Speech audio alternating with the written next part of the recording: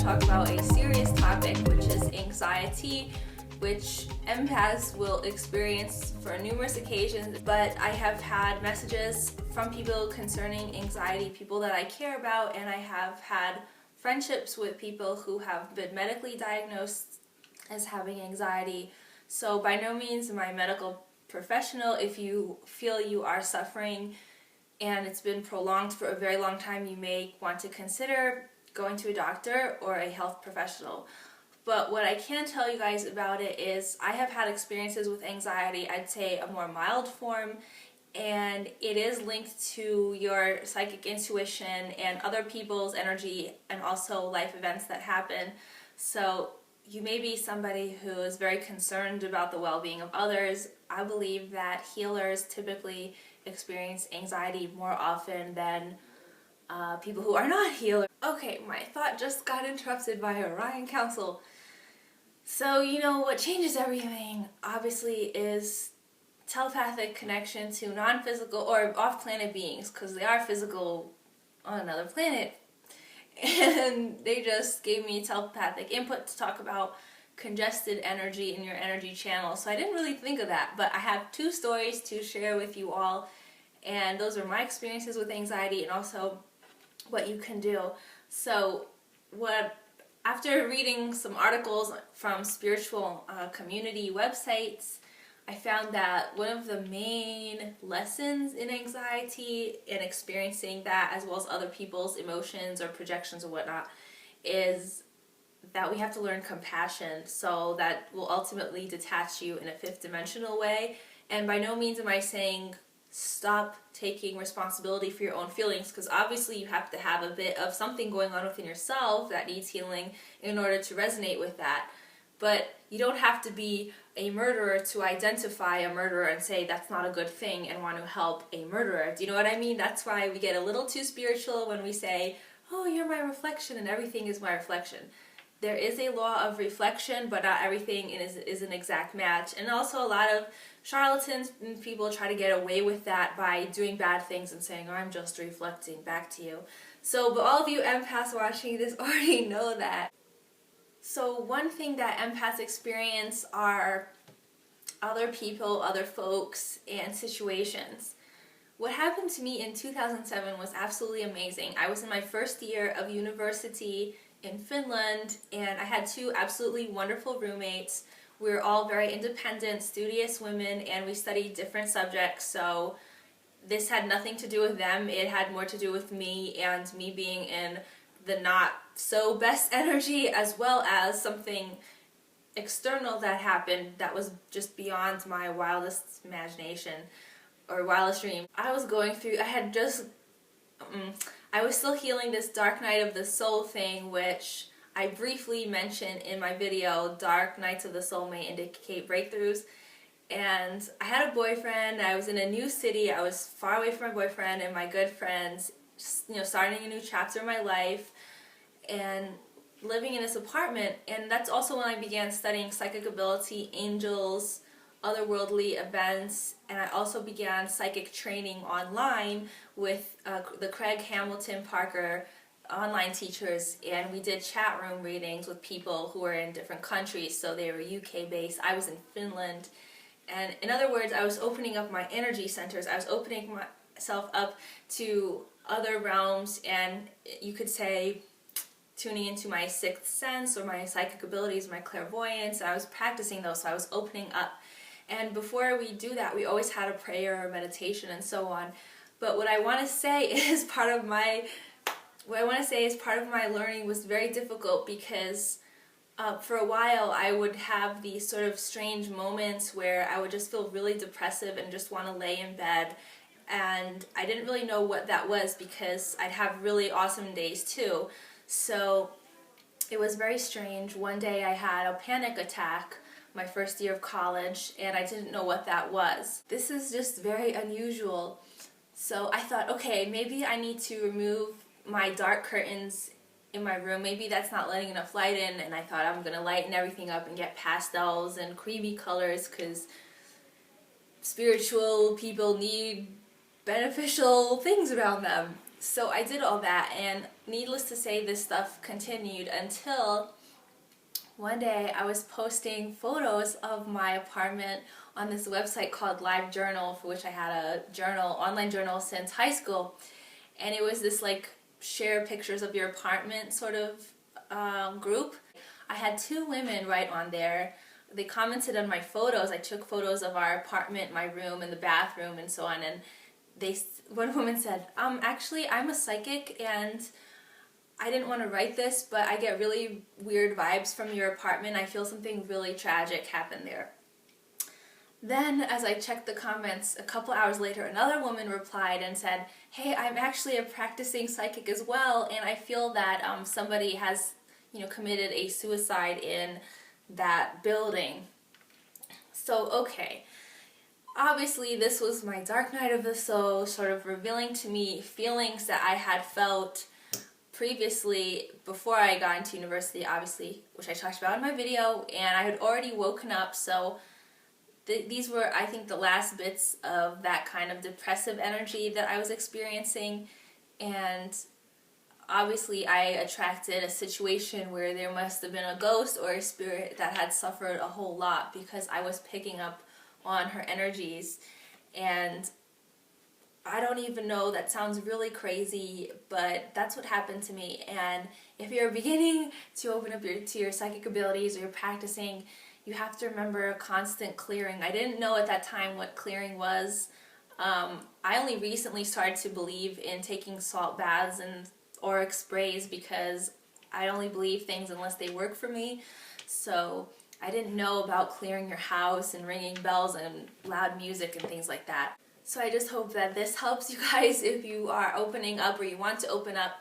Make sure that there's no like suicidal ghosts in your house. And also, I know that, again, I may be laughing because I'm getting over this, but people have panic attacks in very serious situations, like large open spaces or big crowds. But the other thing I want to say is also when beings transition, I know this because I had a friend, the same thing happened to my friend. So a friend of mine lost their loved one, and they suffered a lot of panic attacks afterwards. It was like a very traumatic cancer death for them. But for me, I had just moved to Sedona, and a lot of you might already know this, but I got a cleaning job when I got here. And I did it for about 8 months while I started writing my book and started doing my psychic stuff on the side. And one fine day, I was vacuuming and my hands just began to shake, and I knew I was having a panic or anxiety attack, and it was so scary. It was sort of like if you have Parkinson's, it was that serious, and I couldn't stop shaking my hands like this. Luckily, the manager told me to go home and check in later. Well, 2 days later, my grandfather died. He had already suffered a stroke, so I don't know, I'm not claiming to have precogged that, but that was a huge turning point in my life where I was able to get some assistance for transitioning into my creative work. I had a family member say they want to help me out a little bit, so they would cover my food bills as I did my creative work. So I knew that that was a turning point for me in my life, and I was shaking up a whole energetic system in me that was no longer necessary. So I do consider myself very lucky, but not everybody is as lucky. And I have met a guy who actually told me he was given medical mushrooms, as they are called, to heal his anxiety. I've never heard of that before, but he was able to calm that down, but he still suffered a lot.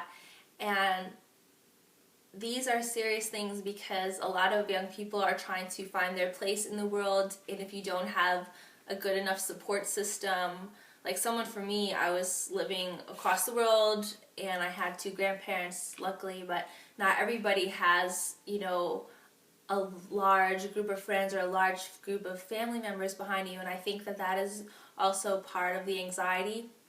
So one is, be careful when you're opening up your psychic gifts, maintain a positive, benevolent environment, and know that if you have experienced these things, it's part of your lesson. So you're learning when to close down your energy centers. I'm still learning this, you guys. It's very hard because sometimes you just know if like someone's sending you a bad thought, but you also have to take responsibility for feeling those things, and it can be very annoying for other people if you're constantly going, oh, I feel this way, I feel that way, because it makes other people uncomfortable, especially people who like want to close off to their feelings and not experience feelings. They will get triggered by that and they don't like that. So you might feel even more anxiety because you have to keep it to yourself. You don't know what to do. One of the main things is to just get away from that situation. Like what I did, I got on a bus and went to school. Later it did come down, but I researched the topic, I studied it, and you know, you can always walk away. If you're at a party you don't like, you get bad vibes from somebody, you can always leave the situation. And you know, even if it's a situation where you have someone you're trying to help out and you just don't feel right, you can walk away. I don't hesitate to say no anymore to people. Even if they're really nice and friendly, I'll just have to leave. So if you're very sensitive or you've been called highly sensitive, then you probably are an empath and you probably have experienced all ranges of emotion. A really great thing I found recently is to take a nap every day. So I know that taking naps will recalibrate your energy, so at least 10 minutes a day. Try to make it a rule to just tune everything out, because you're probably processing things other people said to you, or if you're in an environment that's not healthy and people are arguing a lot or it's just not good vibes, you have to have your own safe space. So if you don't have your own safe space, then try to join a gym, try to go on a nature walk. You can even go to the movies by yourself, but get out of that bad situation and don't feel bad about it. Like, don't feel bad about taking time for yourself and just tuning everybody else out and not answering the phone. That's another big one. It's okay to not answer your phone. And also be aware that you could be going through a major transition in your life, and you may be somewhat of a psychic medium, picking up on people who are trying to you may be connecting to people who have soul links to you. And finally, what I learned from people messaging me was that they have opened their channels and they are in contact with otherworldly beings, not just loved ones, but galactic beings and angelic presences, and it can feel somewhat overwhelming. I have gotten really sweaty. One time I was channeling Orion Council and the lady knew that I could call in an archangel because Sandalphon and Ariel have come through in my book. So in a session she called upon Ariel, and I just started profusely sweating because I'm adjusting to a higher frequency. And when you burn up in your body, you might be experiencing a physical healing, and you just go leveling up in a sense. So that can make you sweat. That can also just be a burning away of what is not needed. So don't get anxiety from your physical body. Just remember